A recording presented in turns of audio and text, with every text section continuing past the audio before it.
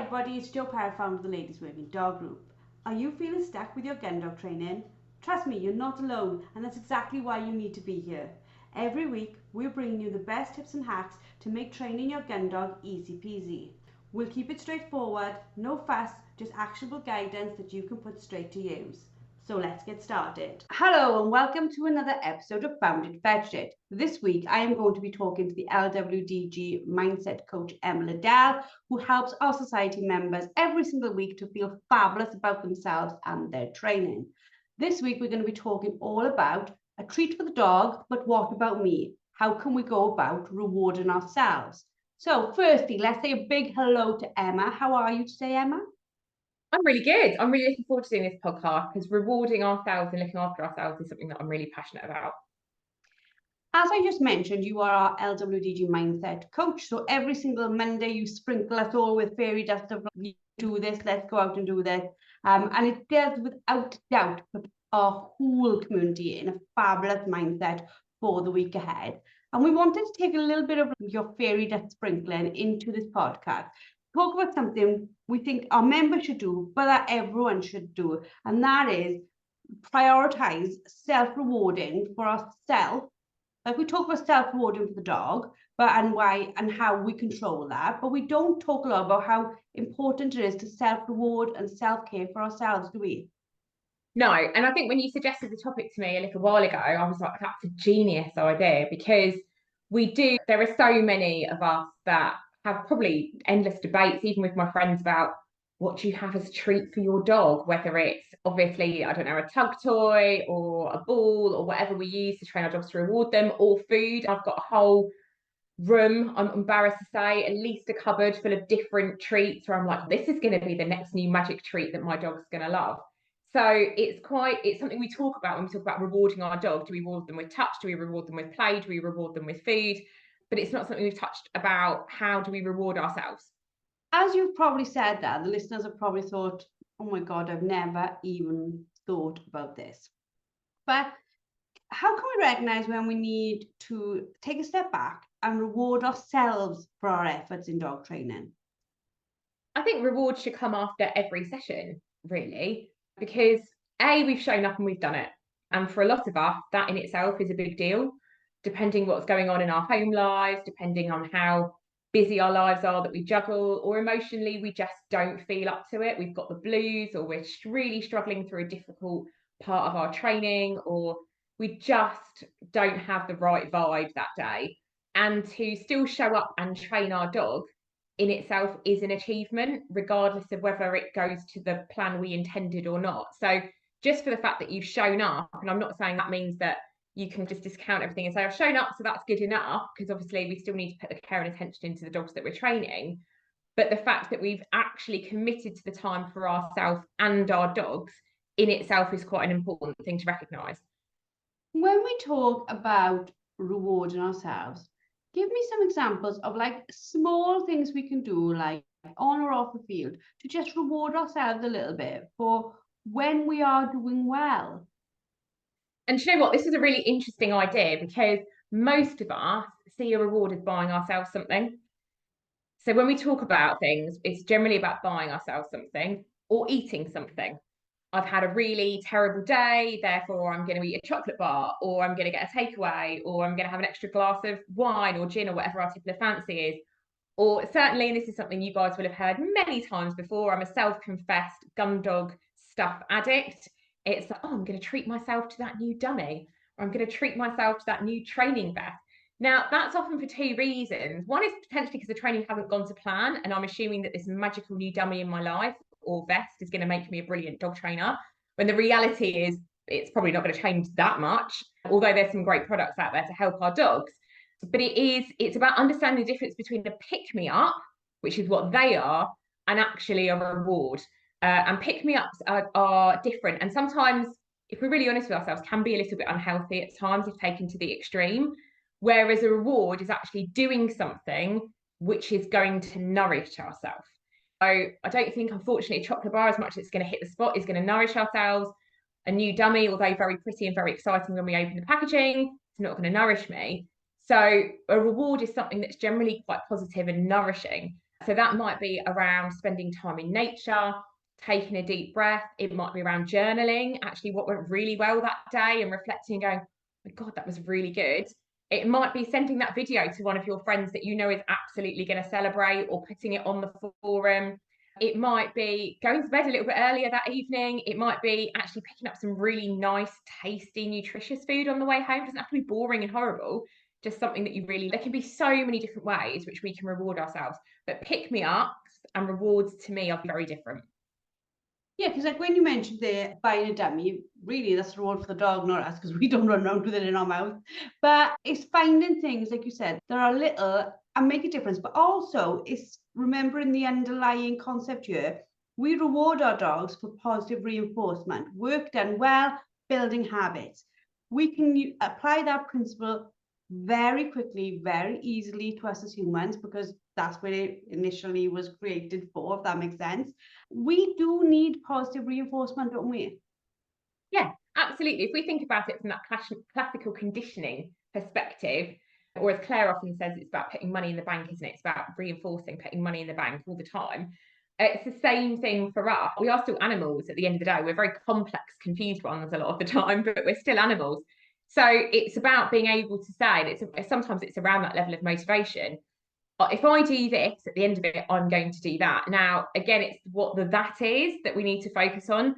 So it might be, right, regardless of my training exercise, on the drive home, I'm going to put on, I don't know, my favourite playlist, and I'm going to have a good old sing song, regardless of whether the training's gone or poorly. So it doesn't necessarily have to cost us anything. We often think it's got a financial implication. It can just be something really nice, having our favourite cup of tea in the garden afterwards, flicking through a magazine and just going, oh, it's going to take 10 minutes to myself because that was a tough session, or actually I worked really hard there. I've been amazed in the journey that I've gone through over the last year with my blood pressure, and I think everything happens for a reason. But for what I've learned about how little I have been rewarding myself and how little I need to do to reward myself. So I've had to learn things like 10 minutes reading a fiction book really helps me. I really have got back into reading. Like, I've read all my life, but for many years they've been self-development, learning how to improve the business, how to improve mindset, but always been learning in a theoretical or a bettering myself perspective, rather than reading about fairies that are taking over the world. Do you know what I mean? And one does a very different job to the other, doesn't it? Yeah, because when you're reading that personal development book, you're not just reading it and enjoying it, you're contemplating. You're thinking about, how does this relate to me? Is there a pattern in there? Is it something I need to look at doing differently? How would I do that differently? Whereas when you're reading your story about fairies taking over the world, you're just enjoying the story of fairies taking over the world. So it takes a different level of intensity to do that. And escapism is really important, as long as it's not avoiding us engaging in life, which is why we like going to the theatre, we like listening to music, we like reading books, we like watching stuff on television, because it takes us out of our life for a short period of time, which can actually be a really lovely bit of respite when our world is quite difficult. And I think when we're looking at rewards, like little rewards for ourselves, like you said, a cup of tea, a breathing exercise. Even for me, I would have somebody said to me, oh, reward yourself for the breathing exercise. With all I know, I would have probably said that is not going to be rewarding to me. However, I've learned that actually grounding myself and stopping for a second and really stopping, like stopping the thoughts, just observing the thoughts rather than thinking the thoughts, and just being grounded, I find a massive relief from it. I find a massive surge of happiness. Even things down to looking at something that I've bought in the past, which I love, like looking at, I don't know, painting or a vase or something, or a piece of jewelry, and looking in, just thinking back to that time and just stopping. Little tiny rewards. They don't, like you say, they don't have to be these big gestures. They don't have to be a day at the spa. No, not at all. And I think we still focus on that. And it was something I was reflecting on last night. I was showing someone some family heirlooms, like my grandfather's fountain pen and things like that. And the surge of kind of happiness that I had from being able to talk through this story of this fountain pen and how it's found its way into my care and all those other things means so much more than, I don't know, me going online to Amazon and buying 6 or 7 items and getting excited about them being delivered the next day, but they're being relatively meaningless. So it's about what we give meaning to. And one of the things that we touched on before recording this podcast is actually, what about our dog? Because actually, for most of us, our dogs, as much as they cause us a significant amount of frustration, for a lot of us, they give us meaning. We've all chosen to have these dogs in our life. We've all chosen to have these quite complex, high drive breeds. And as much as it sometimes feels like we have to reward ourselves for surviving the dog training session, can we not incorporate the dog into that? Yeah, because like we had a chat about, I reward the dogs with touch, but they are really short, but they're very brief because too overexcited spaniels, a little bit too much. You've got to control that for them. But I could stop and, as a way of rewarding myself, stop and just sit down with them and just stroke them and just get them to settle with me. And it's great for them. It's another form of training for them. And it's great for me because it just gives me a moment of relaxation. And it's a two-way street. We think we're touching the dog because the dog gets the reward. Actually, we do as well. And it's something that I've been thinking about very much now that I've got my third dog, which some of you will have seen on the group. Watson is actually, with Scout, I did a lot of playing with him. So in the middle of the session, because he could cope with that, he wouldn't get too overexcited. Some of our dogs might, is that I would just play with him and I'd run around with him and he'd jump up and he'd be like, this is great, this is fun. And it would be really fun. Like all the training, it would still be within confined boundaries, but all the training, all this formalness of training would go out of the window. And it could just be me and my dog having a laugh together. Now with Watson, I've spent huge amounts of time just sitting with him in a field, with him cuddled up to me, and him like scampering off, me recalling him back, him lying on my legs, me stroking him, scampering off again, just for it to be a really exciting, loving experience for him, and for me to just enjoy bonding with him rather than going, I need to train my dog, because that is training my dog. It's training my dog that actually coming back to me is great and it's fun. And he's in that lovely puppy stage where it's all very easy before he gets a little bit older, and I'm making the most of that. But what we forget is that whilst Watson's lying on my lap with his legs in the air, thinking life's wonderful, actually, by me stroking him, my cortisol levels, my stress levels are lowering. That's a biological factor that happens. Now, if you think about actually how much we stroke our dog during gun dog training, and then we wonder why we're stressed. So we think, how are the cortisol levels going down? I'm gun dog training. Yeah, but actually, what am I doing when I'm gun dog training? The other really exciting thing we have, and it's slightly more in women than it is in men when we look at research, when we talk about dogs and spending time with dogs, is we actually release oxytocin as well, which is that mother-child bonding hormone. So actually, by having those really powerful moments with our dogs, as much as we might think, oh, we're absent-mindedly just stroking them while they're sitting on the sofa, or we're sitting in a field, or we're doing some steadiness at a park bench and I'm absent-mindedly stroking my dog's head. I'm not. I'm still training my dog. I am bonding with my dog hormonally, not just emotionally as we focus on when we think about training. I'm reducing my cortisol levels. I'm helping the dog reduce their cortisol levels as long as they don't get overstimulated by touch. How is that not rewarding? And we do it so little in dog training, so little, if at all, for a lot of us. There's two examples of this week, which I'm like, I don't know whether because of what I've been going through, I'm really aware of other things. Today, I rushed to the shopping centre because I had to get some stuff for holidays, and I literally went into the toilets, and the chap was cleaning the toilets. I went in, and it was immaculately clean. It smelled beautiful. There was soap there. There was toilet paper there. And I was just so pleased. Like for a moment, I stopped to appreciate how toilet gratitude, Jo. Yeah, and then I came out and I said to the chap, I said, "Excuse me, the toilet," and he looked at me as if I was going to complain. I said, "Thank you so much. So this toilet is so clean and so lovely." And he smiled. And I said, "You had soap in the dispenser for us. It smelled nice in there. I wasn't thirsty." And he just started laughing and he gave me this big, huge smile. And I thought, how many times in his day does he stop to recognize he's doing a good job? How many times in the day does somebody tell him he's doing a good job? And the other point of this as well, where I felt it again this week, is on Wednesday night when we were doing the lives, Ask Us Anything with our members, and we were talking about how much, like, when we give certifications to our members and they get badges and certificates, how lovely it is to be acknowledged and reward yourself for a job well done by taking part in that process. Because in school, when you're little, literally, you draw the worst picture in the world, somebody gives you a gold star. You do up a shoe leg, somebody acts like you just built the Eiffel Tower. And then as we get older, we stop having that, and we certainly don't replace it, I don't think, with it doing for ourselves, because we almost feel it's egotistical to do it. We almost feel it's wrong to say, I did a bloody good job there. Yeah, and I think some of that's a cultural thing for the majority of our listeners that are British. We get told don't boast. We show off. No one likes to show off. And so we get taught from quite a young age that actually celebrating wins maybe isn't the right thing to do. And actually, there is a huge difference between celebrating achievements and running around with a big old ego. And for the majority of us, we train alone, our dogs. It's very rare. We might train up, I don't know, meet up with the odd, hopefully other LWDG member or a friend or whatever else, maybe once a week, for some people even less, if at all. So we train on our own. So we don't even have anyone else witnessing it to go, blimey, good job on that one. That was really good. Yeah, or do you know what? I think he's getting the hang of that now. Like, he's way better than he was a couple of weeks ago.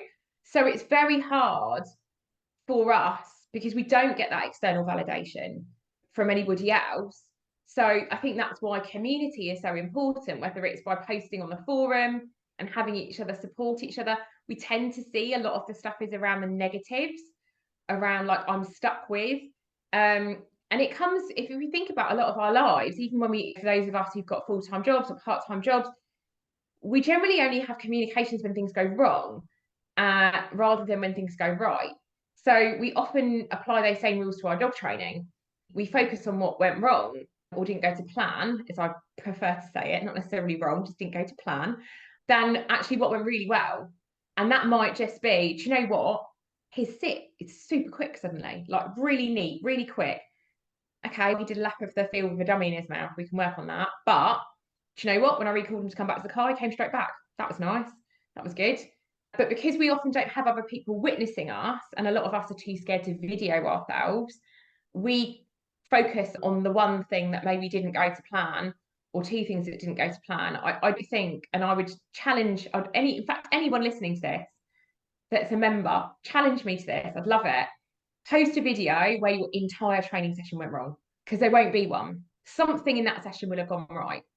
So it's really important that, yes, absolutely, it's about working on the things that haven't gone to plan, but also acknowledging, do you know what, that was really nice. There was a moment where he made really good eye contact with me, or there was a moment where actually, do you know what, we just worked together for 10, 15 seconds and it was beautiful. It was so nice. That's that sweet spot that most of us look for. But for those of us who train our dogs, we often train alone. When we're out working our dogs, even on the shoot season, we don't have the other beaters or the gamekeeper going, your dog's incredible. Unless occasionally you do, if you've got a really good group of people. But we don't get a huge amount of accolade in gun dog work unless we trial our dogs. And then that's fraught with a whole new amount of anxiety and tension, because it doesn't get recognised. It's just our dogs doing our job and us doing our job as beaters or dog trainers. So it becomes very hard to find that bit when we reward. So if we think about it, when we train our dog, we reward the dog when they've met a criteria. So the dog has come back and they've retrieved the dummy to hand, or they have done the stop whistle correctly, or they have sat for 10 seconds. So there is a criteria that we expect our dog to do. And when they meet that criteria, the reward comes in. So if you think about that for yourself, what criteria are you setting for you to meet the reward? And the problem is we don't set any criteria at all, so the reward never happens. Yeah, because if you think about it, I know for me, when my dog does something perfectly, I know for a fact I almost automatically reward in my body, because I feel that rush of, oh my God, that went so well. I feel that, but I certainly haven't been, but I am going to make steps to do going, oh my God, that went so well. Well done, Joe, you trained that. Just putting that extra bit in so that I'm not thinking, because I think we all do it, or we shouldn't, but we all do it. When it goes really well, it's because the dog's amazing and the dog got it right. And we're like, well done, dog. All about the dog. Dog's brilliant. And then when it goes wrong, it's, oh, we are shit. Not the dog. The dog gets rewarded and applauded for everything in our training session that goes brilliantly. Everything that goes badly, it is us as the trainer's fault. And we have this like hard line of that, which is bonkers, isn't it? We're either both equally in some way responsible for when it goes wrong and when it goes right, or there's like a portioning of blame and responsibility and success that we've got completely skewed. Yeah, and I think there's a third factor, the environment as well. And then we go, I should have magically accounted that that horse was going to arrive near out of that bit of woodland at this time when my dog's doing its first retrieve. No, there's the environment. So there's a number of factors. But I think there is still that bit, and I speak to a lot of the ladies about this. I'm like, you forget you're a team. And there are times where I absolutely forget that I'm a team with my dog, and I feel like we're just bashing heads I'm like, why? I've asked you to do this. You know what you're doing. Why are you not doing it? But exactly as you said, if the dog does something brilliant, we're like, the dog's done something brilliant, not we've done something brilliant together. Because actually, who trained your dog? And for the majority of us, it's us. Yes, we have the guidance of trainers, and that's fantastic. And they help us out on the sessions that we have with them. But generally, the person that sticks up every day, that feeds our dog, that picks up their poo, that makes sure they're okay, that gets them to the vets, that reads the books, that does the webinars, that does the masterclasses, that posts on the forum, that's not your dog. That's you. And you need all of that. And it's your responsibility to bring that to your dog because your dog can't do it. But vice versa, you are then a team with your dog. You're not two separate entities. Yeah, and I almost think as well, even within, like you're talking there about like webinars and turning up for coaching and that, we don't even say well done for that. We certainly don't do it when we're, I think, in college and university, when we don't have to do there. I don't have to be there. We don't turn around and say, oh, well done, I turned up for class today. Because again, that British ego thing is like, why am I recognizing this fact? We should be. But even like when we've taken time out of our day to listen to a podcast, how many of us think Dan for spending that 30 minutes more learning? We just don't. It's not part of our psyche, but it's such an important part of it. And it's important not just for a rewarding to keep us going, to keep us training perspective, but also for our well-being and our health. Yeah, everything. And I know we speak about this all the time. It's about that level of balance. And for all of us, it's different. For some of us, we need much more time on our own than others. Other people need a huge amount more social interaction. For other people, that would feel forced and really painful and uncomfortable. For some people, they want to train their dog for hours every day because they have the ability, the capacity, the space. For other people, it's 10 minutes in their garden for the majority of the week because of life. It's trying to find that balance between my relationship with my dog, my training with my dog, myself rewarding the dog, and myself rewarding myself for the journey that I've chosen to go on with my dog. And that for a lot of us is uncomfortable because for the majority of us, if not all of us, we've chosen to engage in this relationship with our dogs. Now, maybe knowing a lot of our dogs, we would have picked a different dog, who knows? As much as I've had a really difficult experience with Scout as my first puppy, Watson so far has been a dream. Wouldn't change either of them for the world. They've had two very different personalities, and I am learning so much from the both of them. I've chosen that little soul when he was a little puppy in his little farm in Wales frolicking around. He hasn't chosen that. I've chosen this life for him. I've chosen to remove him from his litter mates, take him home, and to essentially be my property. Unfortunately, as we still see our dogs, but for me to try and get the best out of him. And that's a huge amount of dedication. And I've not rewarded myself for that. That's a huge amount of time, effort, blood, sweat, tears, laughter, poop, everything else that comes with dogs. Money, a lot of money, many dummies and leads and other assorted accoutrement that I have in my gun dog repertoire. And that's great and that's enjoyable. But I think sometimes it's really important to strip it back. And to strip it back is me as a human with wants and needs and emotions and want to have connection, absolutely adoring what, quite frankly, is sometimes a complete turd of a dog, but also a fantastic dog. And we've chosen to have that bond. And that's pretty special. And for me, that is a reward. That is a reward. Like the first time he went to sleep on the sofa, I was like, oh my God, he's asleep finally after 8 months. This thing is asleep out of the crate. I wanted to have a party, but I was too scared to wake it up. But that in itself is a reward. The first time I've got my dog through a puppy and not weeing in the house for a day, that's progress. That should be rewarded. But we reward the puppy and we don't reward ourselves. And for me, I think what's really key, what I do to reward myself, is I keep a journal of what I've done with my dogs. Because A, when I get other dogs, I can look back and go, is that similar? Do I remember that happening with my past dog? Not necessarily from an age comparison, because dogs do things at different times, but it gives me a time to go, this didn't go to plan, and I was really upset about it, or angry about it, or I was really frustrated with my dog and I had to walk away for a moment, but this went well. And I hope in years and years to come, those journals will actually become lovely stories between me and my dog, which I can look back and be quite proud of. So for me, that's a lovely reward that I get to have, that I get to go home, reflect on it, and hopefully in 10, 15, 20, 30 years from now, I'll hear all these stories of trials, tribulations, and frustration with these dogs that I've chosen to love. I think that's one of the most amazing things about our Magic Month planner as well, though, is the fact that for me, because of my operations and because of my age, my brain fog can be really bad. I cannot remember things. And as you've heard me for the last 3 years, shall I breed Ella, shan't I? And I'm really thinking this is the year I will breed her. Really important to me to bring my father's line and my uncle's lines together. Incredible lines, incredible trialing lines, and start from scratch. Part of me is a bit like, oh my God, I'm going to start scratch the puppy, what you do. And bear in mind, Ella was born 6 years ago, so Dad was still alive. Dad helped me, and he just told me what to do, and I did. And I didn't really think, and we certainly didn't have a Magic Month planner.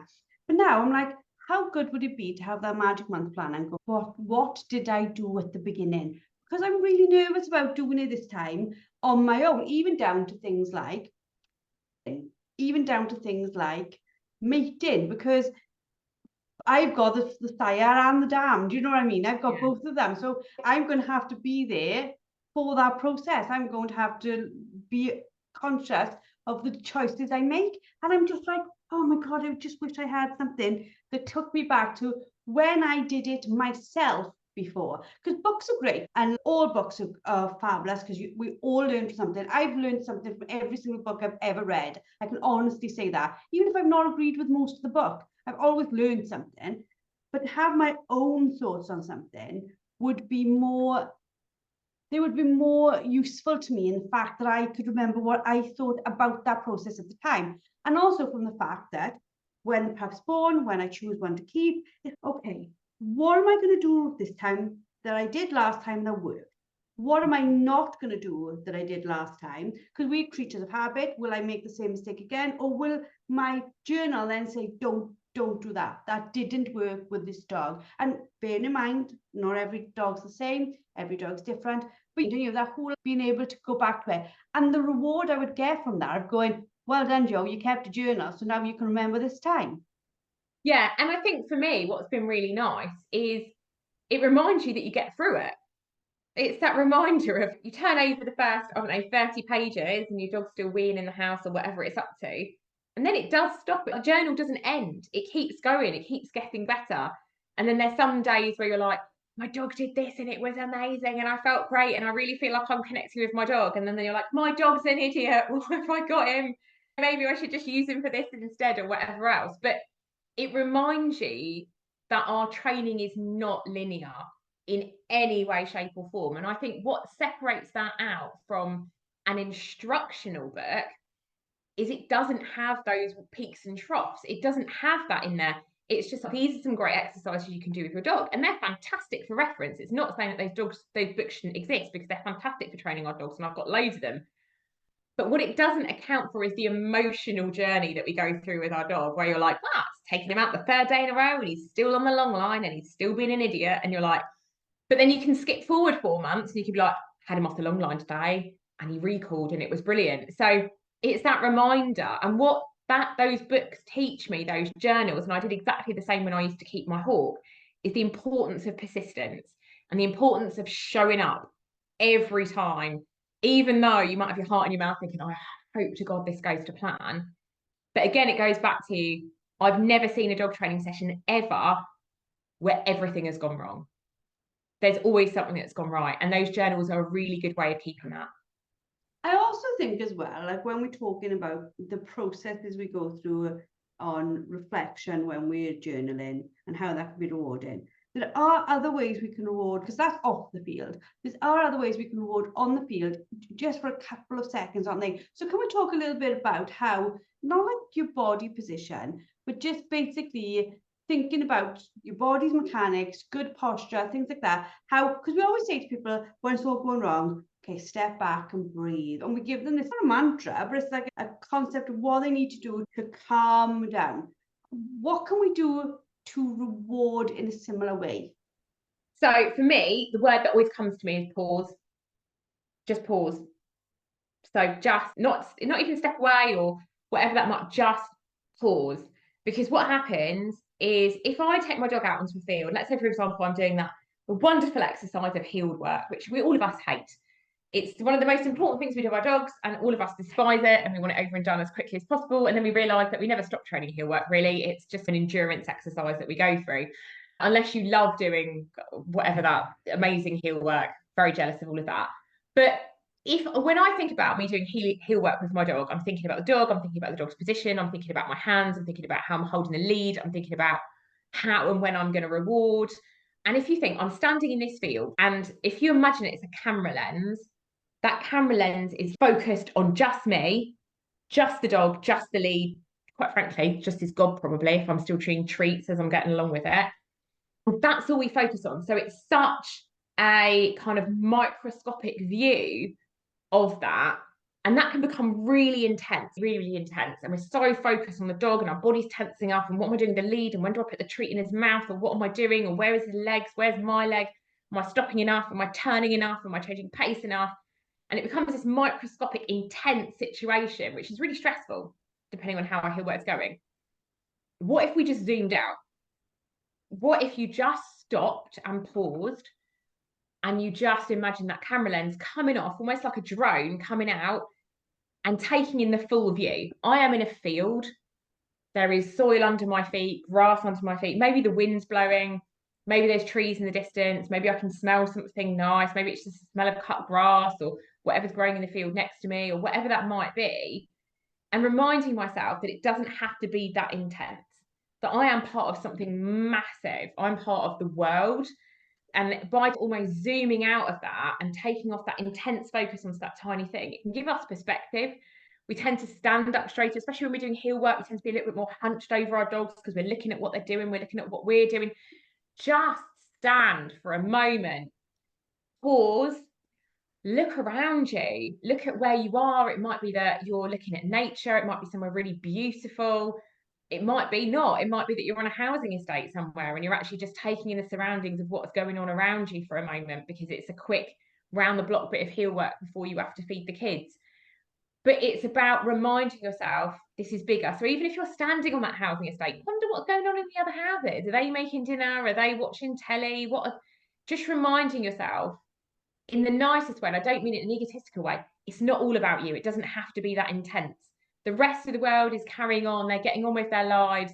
It's just you and your dog. And although that relationship is really important, it doesn't have to become everything, because when it is everything to us, when it doesn't go to plan, everything has gone wrong, rather than just it was a training session that didn't go to plan. That's fine. Yeah. And doing that and then building on that of when you drone out of being saying, look, I'm out, I'm doing it. The dog is training, the dog is learning. Because like me and you said about nothing goes wrong in a session, there's always something good in a book.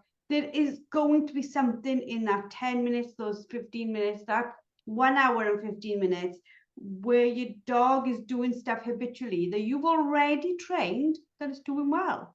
Even if it's just my dog's not, I'm out with my owner and this is quite cool, and you've got a bit of vitamin D because it's sunlight, that's still in itself something. So what final advice or encouragement would you give to our community about the importance of self-care and rewarding ourselves as part of our overall well-being and success in dog training? So I would absolutely say set yourself criteria for the reward, otherwise you're not going to know when to do it. The same way we train our dogs. And that criteria one day might be different to the next day, the same as our dogs. So let's say, for example, my criteria if I'm using my dog on cold game is going to be very different to what I'm going to expect him to do if I'm using dummies because he's less experienced. So if I'm having a really tough day, my criteria for reward might be I've taken my dog and done heel work around the block. But another day where I've planned for it and I got all excited because I listened to my podcast and I've read my book and I've written my list of what I want to do with my dog, I might set my criteria a little bit higher. Of actually, my objective is to do an hour's dog training and to journal about it when I get home, and that's going to be the reward. So I would absolutely think about setting your criteria before you go, because when you've already had the emotion zooming around whether they're really good ones or not so good ones, depending how the training's going, it's going to be harder for you to set it. Share your experiences. If you can't reward yourself, let other people do it, because they will be able to see the good in your session that you probably can't. Or someone can say, yeah, but that recall was fantastic. You're thinking, yeah, but he didn't bring the retrieve back. Yeah, but the recall was brilliant. So that's good. You don't have to have him on a long line anymore. And look, 6 months ago, you were crying because you never thought he was going to be off a long line. They can sometimes see your journey clearer than you can because they can be objective about it when we can't. And the last bit that I would absolutely say, which is what I said really early on, is about the idea is that a reward should be nourishing to us. It should be something that we gain something positive from, whether that's nice food, whether it's time out in nature, whether it's coming home and treating yourself to 10 pages of your book, whatever that might be. It's got to be something that nourishes ourselves, and it doesn't necessarily have to be around food or finances. We often focus and think it's got to be about buying ourselves something, or we've survived today, so I get to have a glass of wine. So thank you very much for yet again another amazing podcast. We hope our community has absolutely loved it. Thank you for sharing your insights and your expertise, because without a doubt, our community thrive from Monday morning mindsets because it sets them up for the week. Our experts are there to tell them how to do things, what to do, and you are there to tell them they can do it. And I think we've got the perfect balance of what is needed to be a successful female owner of a dog. Your advice is definitely going to help us, and I hope it's going to help all our listeners. I hope you've enjoyed.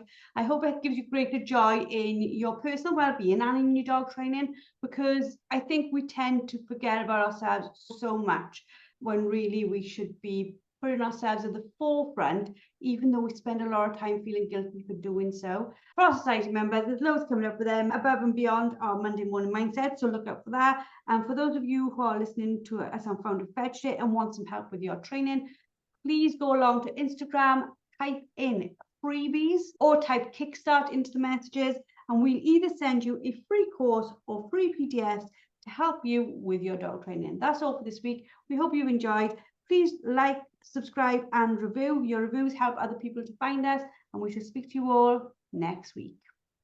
That's it for today's episode. A massive thank you for tuning in. Don't forget to head over to the LWDG and sign up for our membership. Get access to expert-led training, a wonderfully supportive community, and the resources you need to become a confident and skilled gun dog trainer. Let's take this journey together, because no woman should have to train her gun dog alone. We'll see you all next week.